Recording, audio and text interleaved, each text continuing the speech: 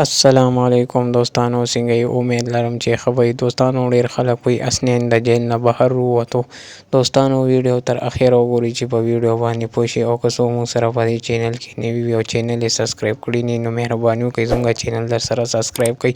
دوستانو راځو د ویډیو طرف ته. خلک وایي چې اسنین بهر ووتو او مور ورپسې خفه وه. که تاسو خیال وکړئ رمضان مبارک هم راغو، نو زما خوږو دوستانو خلکو خبرو پسې ورځو. اسنین وړوکی جرم نه دی کړی، ډېر غټ جرم یې کړی دی، پلار یې وژلی دی. خو دا درته ویم چې مور ورته دا ویلي چې خیر دی وهئ ټکوي ما، او تقریبا کال 2 به جیل خوري، بیا به راځي، ځکه چې ذمهواري په سر ده. وړې 4-5 خویندې دي او دغه رنګې ورور دی یو کشر. نو دوستانو زما د ویډیو مطلب او مقصد دا دی چې مخې ته رمضان مبارک راغو.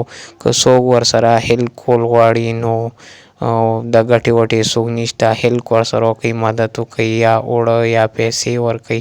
او نورو خبرو نه څه نه جوړېږي چې اسنین بهر ووتو او یا جیل کې دی.